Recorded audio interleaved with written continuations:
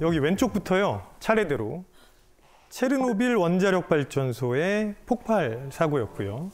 그다음에 위에 있는 사진은 우주왕복선 챌린저호 폭발 사고였습니다. 그다음에 아래에 있는 사진은요. 1995년에 아메리칸 항공 965편의 추락 사고 사진입니다. 이 사진들의 공통점이 있습니다. 혹시 뭔지 아시겠습니까? 사람의 실수나 방심으로 인해 벌어진 사고일 수도 있지 않나라는 네, 생각. 맞습니다. 맞아요? 실수를 했어요. 네네. 네, 실수를 해서 이런 사고가 발생했는데 네네네네. 그게 바로 수면 부족이라는 겁니다. 진짜요? 네. 체르노빌 원자력 발전소 사고는 뭐 많이 들어보셨을 건데 이게 사상 최악의 방사능 누출 사고였거든요. 새벽 1시에 수면 부족으로 몽롱한 상태에 있던 직원이 조작 실수를 하게 됩니다. 그래서 사망자 9,300여 명이고요. 70만 명 정도. 70만 명. 기형아 출산, 뭐 이런 극심한 후유증에 시달렸습니다. 무섭다. 진짜 무섭다. 그리고 우주왕복선 챌린저호 사고는 1986년 1월에 있었는데요. 발사하고 73초 만에 폭발했거든요. 73초? 네, 73초. 1분. 이건 TV로 실황 중계가 됐었거든요. 2, 1, and liftoff. Liftoff of the 25th Space Shuttle mission, and it has cleared the tower.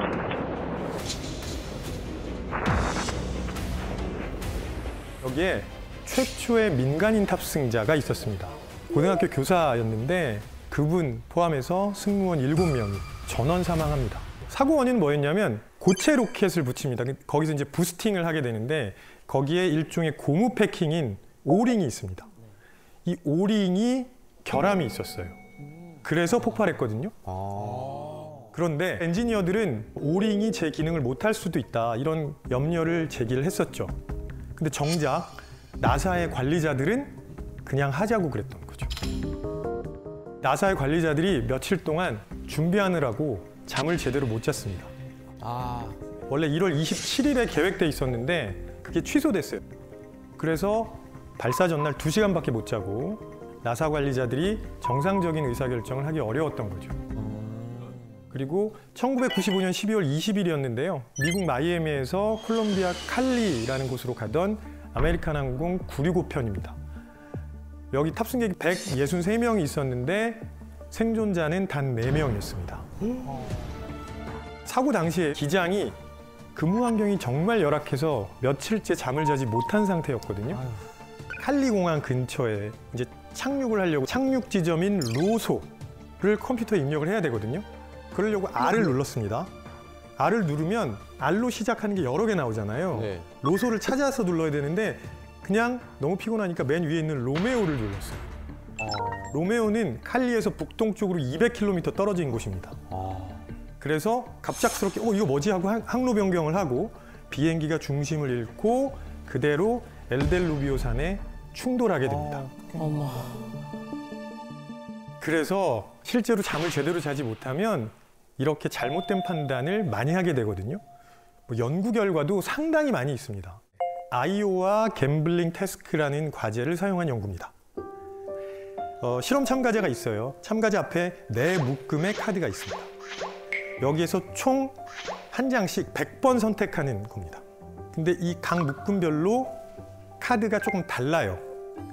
어떻게 다르냐면 카드를 이렇게 딱 선택을 했을 때 여기 적혀 있거든요. 플러스 50달러, 마이너스 30달러. 어떤 묶음에는 플러스 100달러, 마이너스 125달러. 내가 볼 수 있는 이득은 그렇게 크지 않지만 계속 뽑다 보면 결국은 장기적으로는 이득인 카드들이 있고 아주 크게 이득을 볼 수 있는 카드가 있는데 장기적으로는 무조건 손해를 보는 그런 카드들입니다. 근데 이걸 일반적으로 시키면은 100번 중에 한 50번 정도 됐을 때 어느 쪽이 이득을 주는, 즉 좋은 카드 묶음인지를 사람들이 쉽게 알아차리거든요. 그래서 그 카드 묶음에서 주로 선택을 합니다. 그런데 참가자들을 이틀 밤을 안 재웠습니다. 49.5시간 동안 재우지 않았어요. 그 다음에 이 아이오와 갬블링 태스크를 시켰거든요. 결과를 보니까 계속 역시 인생은 한방이지처럼 한방 쪽을. 네. 그쪽에서 계속 뽑는 거예요. 보통 이제 전전두엽의 복내 측 영역이 손상된 사람들이 이런 행동을 보이거든요. 근데 수면이 부족해도 비슷한 일이 일어날 수 있다는 거죠. 그래서 실제로 수면 부족은 우리 삶에도 직접적인 영향을 주게 됩니다.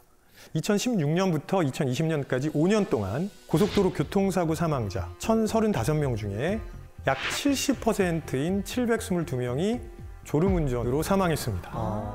전체 교통사고 사망 원인 중에 1위입니다. 말도 안 돼. 그래서 한국인의 수면 실태를 잠깐 말씀드릴게요. 자, OECD 주요국의 수면 시간을 지금 보여드리고 있는데요.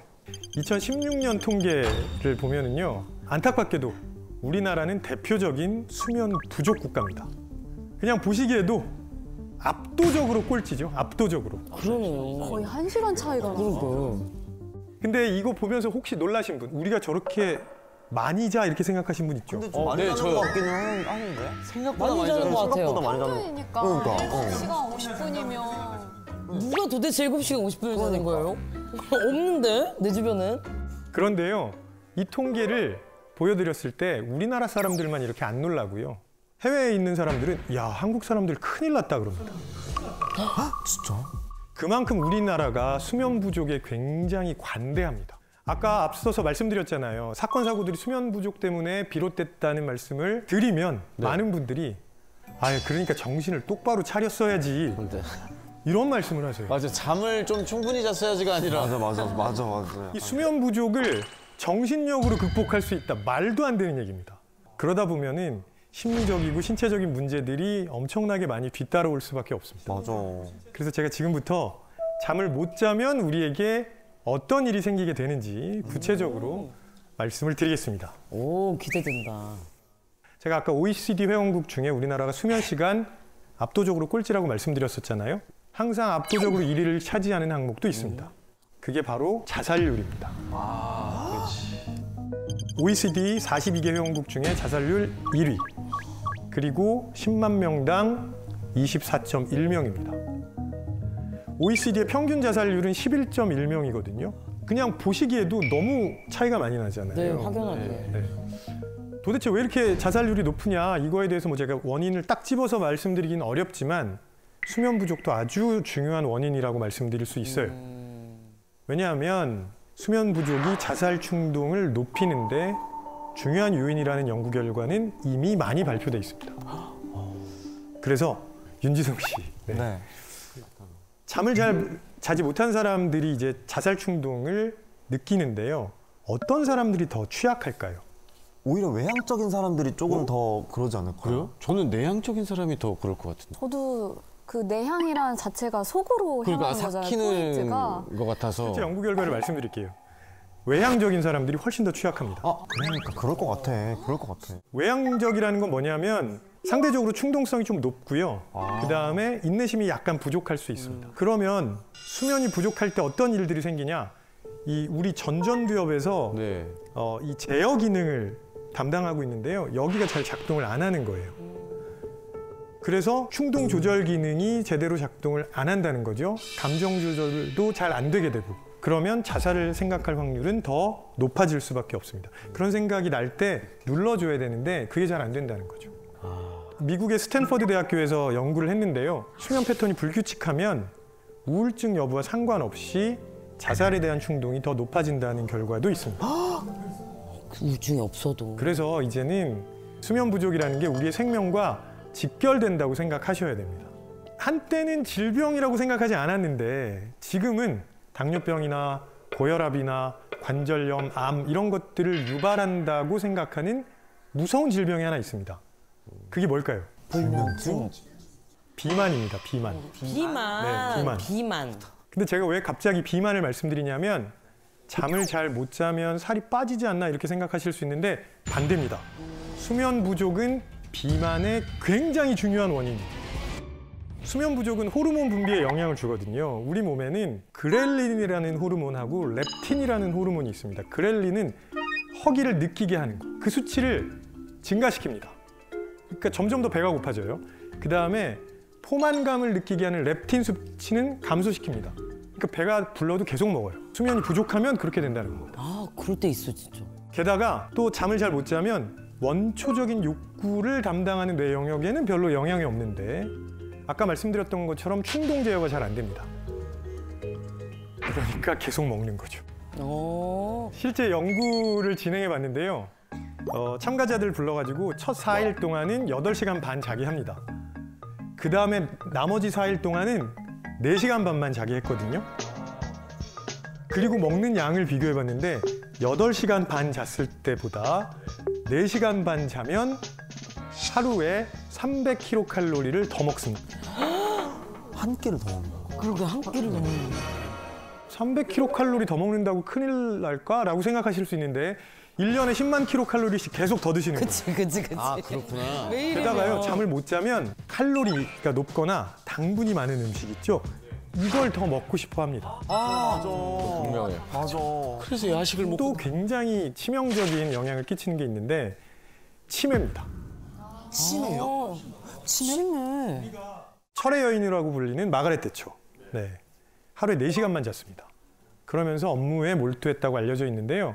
마가렛 대처는 나중에 말년에 뇌졸중 그리고 치매로 고통을 받았었고요. 그 다음에 하루에 한 4-5시간만 잔다고 알려진 로널드 레이건 전 미국 대통령 있죠. 마찬가지로 치매에 걸려가지고 나중에 본인이 대통령이었다는 사실도 잘 모르는 상태로 안타깝게 죽음을 맞이했죠. 아이고. 물론 제가 여기서 수면 부족이 치매의 가장 중요한 원인이다라고 말씀드리는 건 아닙니다. 하나의 원인일 수 있다라는 얘기인데 네. 왜 그러냐 하면요. 치매 중에 특히 알츠하이머 있죠. 네네네. 알츠하이머를 유발하는 요인이 무엇인지를 지금 연구진들이 많이 밝혀놨습니다. 그 대표적인 원인이 아밀로이드 단백질의 변형이거든요. 그래서 수면을 제대로 취하지 못하면 이 아밀로이드 단백질이 변형되면서 뇌에 자꾸 쌓여가고요. 그게 끈적거리는 덩어리를 형성해가지고 주변에 있는 뇌세포를 죽입니다. 그래서 치매로 이어질 수 있는데 충분히 자면 어떻게 되냐? 우리가 자는 동안 뇌를 청소를 해줍니다. 글림프 시스템이라는 게 있는데요. 이게 뇌를 청소하는 시스템이거든요. 그래서 우리가 자는 동안 이 글림프 시스템이 그런 변형된 단백질들을 싹 청소를 해주는 거죠. 잠은 필수네 필수. 그래서 제대로 자지 않으면 아밀로이드가 더 많이 쌓이게 되고 그게 자꾸 악순환을 유발하게 됩니다. 그래서 꼭 수면 신경 쓰셔야 되는 거죠. 만약에 이렇게 소중한 잠을 아예 자지 않으면 어떻게 될까요? 아예 안 자면? 잠을 아예 자지 네. 않는다. 실제로 기네스에서 여기 도전한 소년이 하나 있었습니다. 랜디 가드너라고. 안 자는 거예요? 1965년이었고요. 이 당시에 17살 고등학생이었는데 이 실험을 하려고 264시간, 264시간이요? 그러면 며칠이야? 10하루 동안 안 자고 버틴 겁니다. 10하루 동안. 독하다. 아, 진짜. 저 정도 되면은 집 전화번호도 생각 안 날 것 같지 않아? 그래 그럴 것 같아. 비밀번호라든지. 실제로 그랬습니다. 3일째 됐을 때 우울하다고 얘기했고요. 어떡해요. 그다음에 굉장히 예민해지고 그다음에 까칠해지고 화도 많이 내고 이렇게 됐죠. 아마도 전전두엽의 제어 기능이 잘 작동을 안 하니까 그렇게 됐을 거고요. 5일째는 조현병 증세를 보이기 시작합니다. 게다가 방향 감각 잃어버리고 편집증, 피해망상 이런 증상이 나타났어요. 실제로 라디오 방송 진행자가 나 잡으러 오는 것 같다고 굉장히 무섭다 이런 얘기를 했었고요. 그 전에는 그럼 잘 잤을 때는 그런 게 그런 일이 없었죠. 아, 진짜요? 네네. 그리고 일주일 지났을 때는 운동 기능이 상실이 되고요. 발음도 잘 못하게 됩니다. 그리고 11일째 아무런 감정이 없는 인형처럼 됐어요. 그래서 중단시켰던 거죠. 랜디의 이야기를 들어보면 뇌를 막 사포로 긁는 듯한 느낌을 느꼈다고 하더라고요. 무섭다. 자는 동안 휴식만 취하는 게 아니고 훨씬 더 많은 일을 합니다. 아무것도 안 하는 것처럼 보이지만 뇌에서는 엄청나게 많은 변화들이 특히 생리적인 변화들이 끊임없이 일어나고 있습니다. 잘 자면 암기력이 좋아집니다. 이렇게 두 집단으로 나눕니다. 김경일. A그룹, 김경일 B그룹. 100명. 그 다음에 정오에 12시에요. 불러가지고 얼굴이랑 이름이 적혀있는 100개 쌍을 학습하게 합니다. 그리고 나서 시간을 쭉 흐르게 한 다음에 저녁 6시가 되죠. 네. 저녁 6시가 됐을 때 또 새로운 100개 얼굴과 이름쌍을 학습하게 합니다. 네. 자, 근데 A그룹과 B그룹은요, 차이가 하나 있습니다.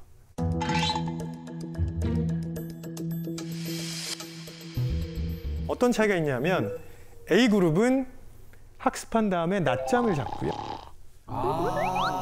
B그룹은 그냥 일상적인 시간을 보냈습니다. 다시 한번 불러가지고 얼굴이랑 이름이 적혀 있는 카드를 이렇게 딱 보여드렸을 때 낮잠을 잔 쪽이 기억력이 20% 정도 높게 나옵니다. 빼놓네. 낮잠도 좋구나. 없네. 우리 뇌가 뭘 하고 있는지 그냥 봐도 아시겠죠? 네. 그래서 우리가 무언가를 학습하면 이 정보들이 일단 해마라는 곳으로 가거든요. 해마에 저장이 되고, 근데 해마는 임시 저장소예요. 그래서 오래 있을 수는 없기 때문에 심피질로 보내야 됩니다. 근데 이 심피질에 가려면 잠을 자야 됩니다. 필수네. 한마디로 간단하게 정리를 해드리면 수면이라는 건 새로 생성된 파일이 있으면 저장 눌러야 되잖아요. 그 저장 단추를 누르는 것과 같다고 생각하시면 좋겠습니다. 실제로 잠을 잘 자면 춤이든 운동이든 더 잘하게 됩니다. 진짜요? 능력이 향상된다는 말씀이세요? 네, 그렇습니다. 우사인 볼트 네. 아시죠? 우사인 볼트의 습관 중에 하나가 중요한 경기가 열리기 전에 낮잠을 자는 거예요. 물론 단순히 그냥 근육의 피로도를 줄이는 거 아니야 라고 생각하실 수 있지만 낮잠을 자면 그동안 운동 기술에 대한 기억이 향상됩니다. 그러니까 우리가 익혔던 기술을 일종의 루틴으로 만들어서 자동적으로 나오게 해야 되거든요. 이걸 수면이 해준다는 거죠. 그리고요, 잠은 우리를 창의적으로 만들기도 합니다. 왜 창의적이지? 잠이 창의성. 창의성을 떠올릴 만한 여유가 생기는 건가? 폴 맥카트니가 작곡한 비틀즈의 명곡 네네네. Yesterday 이거 있죠. 네. 네. 그 다음에 소설 프랑켄슈타인, 트와일라이트 이런 것들 공통점이 하나 있습니다. 잠에서 깬 직후에 만들었다는 겁니다. 아, 폴 맥카트니 어떻게 했냐면요, 침대에서 일어나는 순간 멜로디가 떠올랐대요. 그래서 바로 피아노로 달려가서 연주했던 게 바로 예스터데이였어요. 도대체 어떻게 그렇게 됐을까 하는 궁금증이 드셨을 거예요. 네. 우리가 이렇게 깨어 있잖아요. 그럼 우리가 무슨 생각이 떠올랐을 때 동시에 뇌 실행 제어 회로라는 게 같이 활성화되면서 내가 지금 한 생각이 현실적으로 실현 가능성이 있는지 없는지를 검사합니다. 그래서 일종의 평가 시스템이 되는 거죠. 이거는 괜찮은 생각이고, 이런 생각 하지 마. 뭐 이렇게 하는 겁니다. 그래서 구분해주는군요. 네, 알려주죠. 그러니까 이 평가 시스템이 계속 작동을 하니까 여러 가지 생각이 떠올라도 그게 그냥 묻혀버리는 거예요. 근데 잠을 자는 동안은 이 평가 시스템도 쉽니다. 그래서 이런저런 생각들이 막 떠오르는 거죠. 한마디로 말씀드리면 정제되지 않은 날것의 생각들이 마구마구 떠오르는 시간이라는 겁니다. 그래서 우리가 자는 동안 뇌는 이렇게 새롭게 받아들인 정보들 사이에 연결고리들을 만들고요. 그 다음에 자유롭게 연상도 하게 됩니다. 그러면 상호작용이 일어나면서 원래 있던 것도 새로운 각도에서 볼 수 있게 되는 거죠. 이게 바로 새로운 생각, 창의적인 생각을 하게 만드는 방법이거든요.